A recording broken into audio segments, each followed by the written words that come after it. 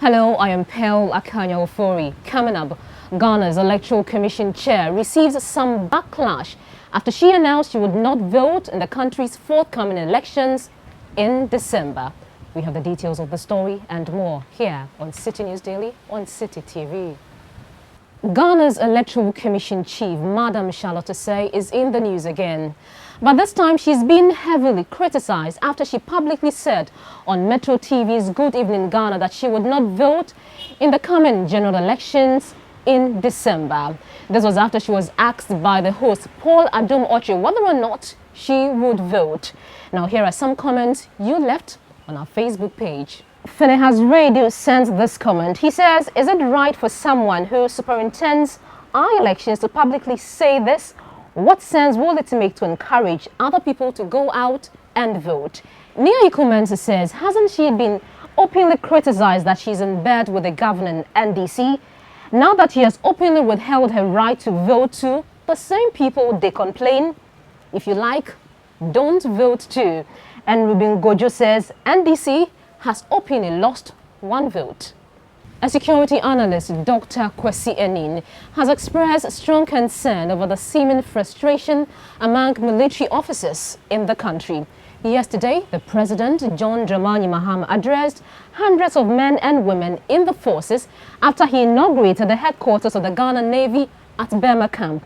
The unhappy officers poured their hearts out to the President about issues of their welfare. Here are some of their comments.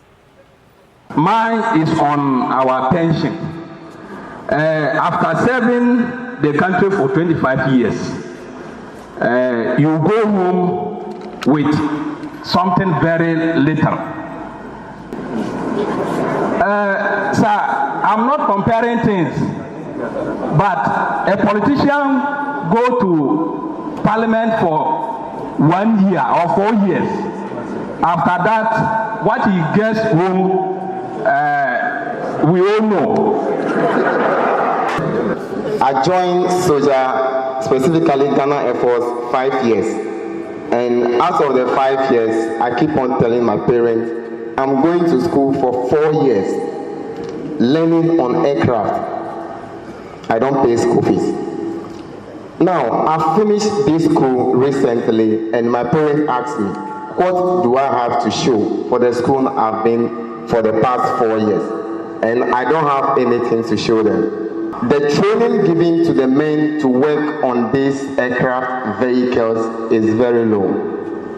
I'm standing before you this afternoon to use your higher office to accredit our school, upgrade the level of our schools that train the men to work on this thing we are for. Your Excellency, I returned from Lebanon in June this year.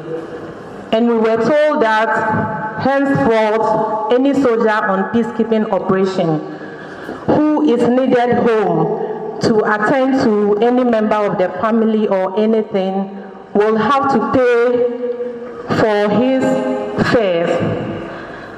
The Ghana Armed Forces and the UN used to pay for it when you need to come home when you are needed. But we are now being told that you have to take care of that. Your Excellency, my own is on ration and uniform.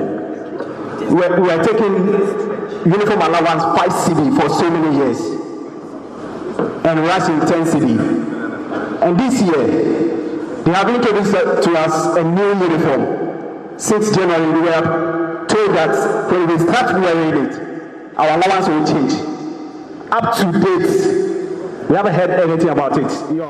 On Sunday, the governing National Democratic Congress will launch its campaign in Cape Coast in the Central region. Now, some residents of Cape Coast in that region are angry with the Ogwa Traditional Council for lifting the ban on noise-making to allow the NDC launch its campaign. The ban, which is part of preparations for the Fetu Afayhe festival, was lifted after the chief said they had consulted all 77 gods of the land for permission. A statement signed by the chairman of the Afayhe Planning Committee, Nanako Amwase III, said after pacifying the gods, the NDC had the all clear to go ahead with their campaign launch. Citi News Daily has learned that the decision has sparked outrage among many of the residents in Cape Coast. Earlier, the Progressive People's Party and a local radio station, Cape FM, were banned from holding their events. Yet, the NDC was allowed to hold theirs. Let's hear from the residents of Cape Coast. So sad and very disappointing. It is clear that they have taken that stand because of NDC, and which is uncalled for. It has made ridicule about our festival. We leave the drum for political activities. Then there shouldn't be any ban on drum. In fact, the authorities have disappointed the people, entire Cape Coast people. It seems that modern day deities in Cape Coast seem to have also grown into the modern world. I don't know whether now they listen to hip hop or what it is, but for the fact that they will also understand and agree that the traditional 21 days they used to ban noise and then drumming, all of a sudden, for some reason or the other, for whatever monies that passed to wherever it passed, for that matter, the gods have agreed that, okay, take 1 week of ours and make noise because you have given us some token or something. This does not make sense anywhere. Just think it's a very bad precedent that they've set, because we know tradition is tradition, and there are some things, if we bring politics into our traditional system, then at the end of the day we are achieving nothing. This has been the tradition. The ban is not being lifted in between or maybe at the middle of the program, right? But I wonder why this time around this issue, if the tradition is saying that we have this number of days that you're supposed to enjoy our peace, then you have to go by it. But you don't need to allow political party to come and influence us to say that no, we have done ABC to please the gods, and for gods to now relax, and then they expect us that we, the youth of this town, will accept it. It is unacceptable. Parkosinum also wanted to have a program within that period. They rejected. For Citi News Daily on CitiTV for today, with me, Pale Akanyo Ofori. Join us next week for more interesting stories. Thanks for watching.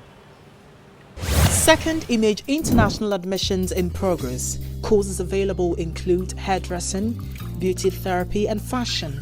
Call us 10243 331 999. Evening and weekend classes are also available.